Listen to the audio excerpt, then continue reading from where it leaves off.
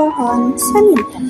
Pohon Saninten dengan nama latin Castanopsis argenti yang dijuluki sebagai rambutan hutan, dan pohon ini asli dari Indonesia, juga tersebar di Pulau Sumatera dan Jawa, terutama di hutan perbukitan hingga pegunungan. Berada di ketinggian 150 sampai 1750 mdpl. 4 ancaman terhadap pohon Saninten. Yang pertama, kehilangan habitat. Konservasi lahan hutan menjadi perkebunan, misalnya kelapa sawit, yang menyebabkan penurunan populasi sekitar 50% dalam 3 dekade terakhir. Yang kedua, ada eksploitasi manusia, pemanfaatan kayu untuk konstruksi dan furniture, serta pemanenan buah yang berlebihan. Yang ketiga, regenerasi alami yang lambat. Pohon Saninten hanya berbuah 2 tahun sekali atau memiliki periode berbuah yang lama. Yang keempat, ada pemangsaan biji. Biji Saninten banyak dimakan dan dimangsa oleh satwa liar. Status konservasi pohon Saninten. Spesies ini termasuk dalam kategori yang terancam punah. 4 upaya pelestarian. Yang pertama ada perlindungan hukum. Saninten telah ditetapkan sebagai jenis tumbuhan yang dilindungi oleh Peraturan Menteri Lingkungan Hidup dan Kehutanan Nomor 92 pada tahun 2018. Yang kedua, konservasi in situ. Mengamankan dan meningkatkan efektivitas pengelolaan di kawasan konservasi. Yang ketiga, konservasi ex situ. Melakukan upaya perbanyakan dan penanaman kembali rehabilitas habitat. Yang terakhir, peningkatan kesadaran masyarakat. Mendorong konservasi hutan berbasis masyarakat dan praktik penggunaan lahan yang berkelanjutan. Atau hewan, nama fauna landak Jawa, nama latin Hystrix javanica. Asal daerah, landak Jawa tersebar di beberapa daerah di Indonesia, khususnya di Pulau Jawa, Bali, dan sebagian wilayah Nusa Tenggara.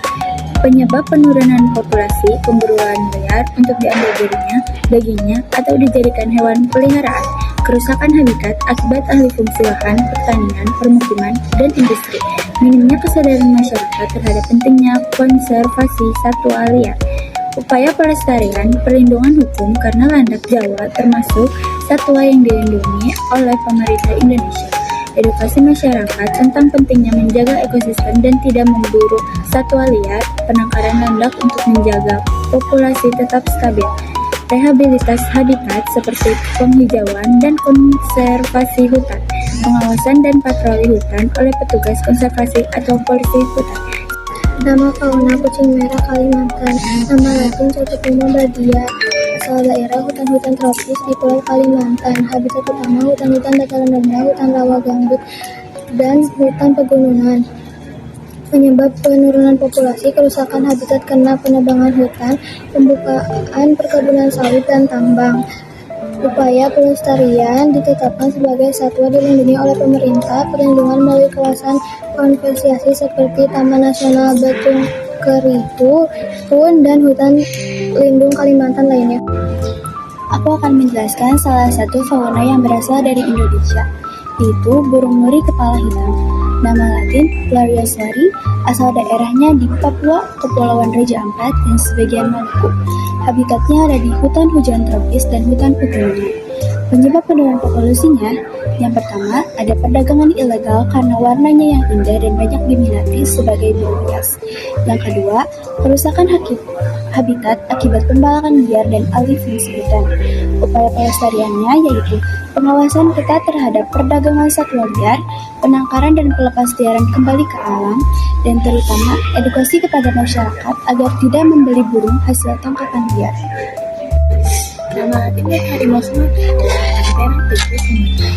Asal daerahnya dari Sumatera, Indonesia. Penyebab penurunan populasinya 1. Kerusakan habitat 2. Perburuan liar 3. Konflik manusia dan harimau. Dan yang terakhir 4. Kelainan habitat. Upaya pelestariannya adalah 1. Konservasi habitat 2. Patroli anti perburuan 3. Pendidikan dan kesadaran masyarakat 4. Penelitian dan monitoring 5. Kerjasama internasional, dan yang keenam mitigasi konflik manusia dan harimau.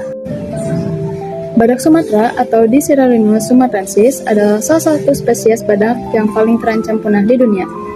Habitatnya ada di hutan hujan tropis di Sumatera, Indonesia, terutama di Taman Nasional Bukit Barisan Selatan, Taman Nasional di Gunung Leuser, dan Taman Nasional Waikambas. Populasinya kurang dari 100 individu yang tersisa di alam liar dengan perkiraan sekitar 80 individu. Ciri fisiknya, ukuran tubuh lebih kecil, tinggi 120-145 cm, berat 500-800 kg, dan memiliki 2 cula. Perilaku dan ancaman badak Sumatera. Yang pertama, herbivora atau pemakan tumbuhan, seperti dedaunan, buah-buahan, dan ranting. Yang kedua, ada ancaman, yaitu perburuan liar, kehilangan habitat akibat deforestasi, dan konflik dengan manusia. Upaya konservasi yaitu yang pertama ada pembuatan suaka marga satwa. Pemerintah Indonesia dan organisasi konservasi telah melakukan upaya untuk melindungi badak Sumatera. Yang kedua, penangkaran. Beberapa contoh keberhasilan konservasi adalah kelahiran badak Sumatera di penangkaran. Yang ketiga, perlindungan habitat. Upaya konservasi yang berkelanjutan dan efektif masih diperlukan untuk melindungi badak Sumatera dan habitatnya. Beberapa kelahiran badak Sumatera di penangkaran memberikan harapan untuk menyelamatkan spesies ini dari kepunahan. Nama flora yang digunakan terapi suci atau pragmatik adalah Melodonicita, asal daerah tanaman air asli Asia tropis yang tersebar di luar perairan tenang seperti rawa dan danau di seluruh Indonesia. Penyebab penurunan populasinya karena populasi air, pencemaran limbah industri dan domestik yang merusak habitat. Kehilangan habitat alih fungsi lahan perairan menjadi daratan untuk pemukiman atau pertanian. Upaya pelestarian yang dapat kita lakukan untuk mencegah kepunahan terapi suci ini dengan cara konservasi habitat, melindungi ekosistem perairan dari pencemaran dan konservasi.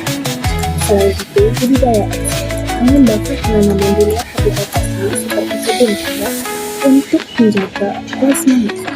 Edukasi publik meningkatkan kesadaran masyarakat akan pentingnya pelestarian ekosistem perairan.